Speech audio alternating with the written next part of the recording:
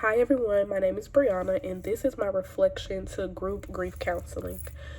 First, I believe that individual grief counseling as well as group grief counseling, they all have the same specific goals. So, in chapter 4 of our reading from Warden, he describes the four goals of grief counseling. So, they are increasing the reality of the loss, helping the counselee deal with both the emotional and behavioral pain, helping the counselee overcome various impediments to readjustment, external, internal, or spiritual after the loss, and helping the counselee find a way to remember and or maintain a bond with the deceased while moving forward to reinvest in life. So again, I think that these are goals that are aligned with both individual as well as group grief counseling. Personally, I think group counseling would be best in a situation where a group of people suffer a loss together, such as some sort of tragedy like a school shooting or 9/11, where there's like a significant amount of people who suffer the same type of loss. I think those individuals may be able to get better coping skills from each other, and overall, like, they'll be able to relate to each other in regards to the things that they're feeling. And it might be better for them to grieve with people that they know are suffering and feeling the same way that they are, as well. Also, I would recommend a group grief counseling for an individual who has now experienced a type of loss and feels alone. So if there is like a support group for mothers who have had miscarriages or stillbirths, and I had a client who just also had one of those, I would refer them to that type of group grief counseling. I think that they would be able to learn coping skills and coping techniques, and the things that their body is doing now, emotionally, how they feel, just to be around other people who have experienced the same type of loss as them. I think a lot of times with grief, we feel like we're alone. We feel like no one understands. So just having a group of people who do understand and have been in your same shoes can also help with the grief counseling. I think it is beneficial, though, that an individual goes through individual individual grief counseling first before attending group. I know a lot of times with grief, like I said, we don't understand our own emotions. We don't understand our feelings. So just having them work individually with a therapist prior to entering a group, because in a group setting, we will want our clients, or I would want my clients, to be able to express themselves in a group, ask questions, just be able to vent about how they're feeling. And so I think we have to ensure that our client is ready to be at that point. They may not be there initially, so doing the individual counseling first, getting them to a point to where they've accepted, for the most part, the reality and of the loss. And then at that point, I think when they're trying to figure out how to continue life with this loss, that's when I would refer a client to the group grief counseling.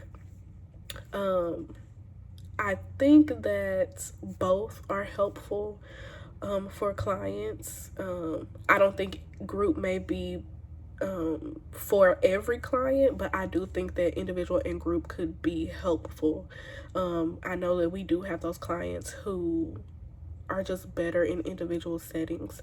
So of course, a big group of people or even a small group of people wouldn't be beneficial for them. But then I think if you're having a client that is really struggling just to kind of move forward and still stuck in, that sense of they feel like they're alone, then I would definitely refer them to group grief counseling and a support group so they can understand, like, they're not alone. There are other individuals who have suffered the same type of loss that they have.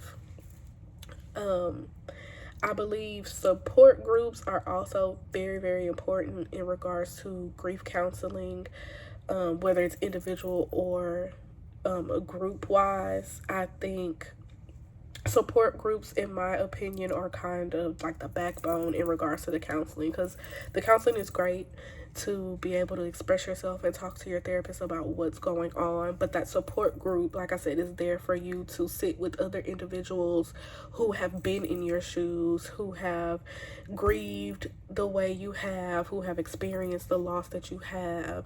I think that's the main importance of a support group, because we need to know that we're not alone and that other people have kind of felt what we felt. And I think a support group will also help the bereaved kind of, I don't want to say move on faster, but it'll help, to me, I think it'll help them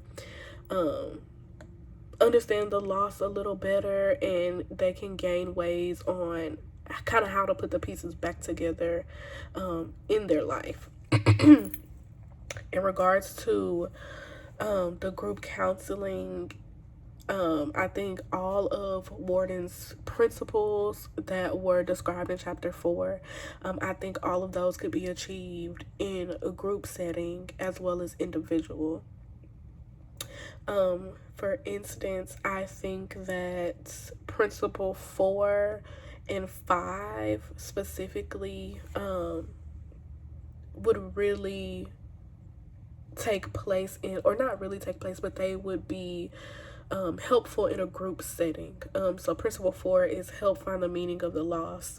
A lot of times when we experience that loss, we can't put words to it. We don't know how to feel. We don't know what to say. And I think being in a group with others who have been in that situation can help you really understand what that loss means and what it means to you.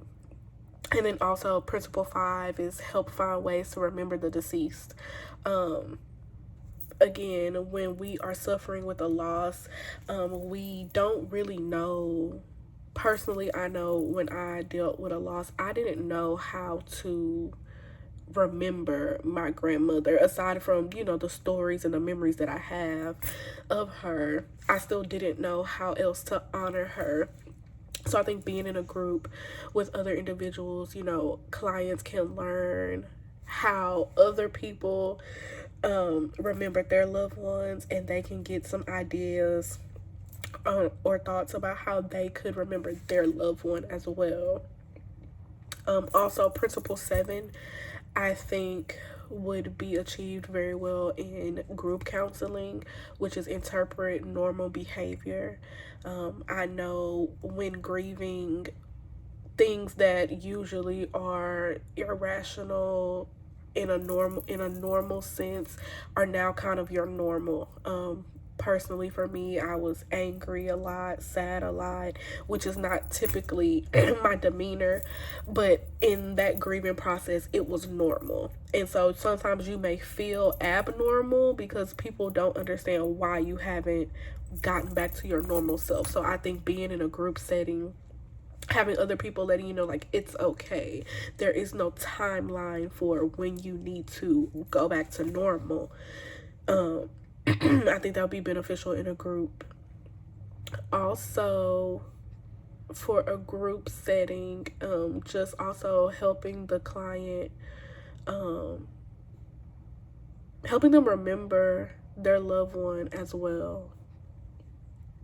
So in a group setting, I think it's important to remember that we want our client to feel comfortable before referring them to a group. We want them to be at a place to be open to receive information from the other participants as well as to participate within the group. So I think it's beneficial to remember that as well.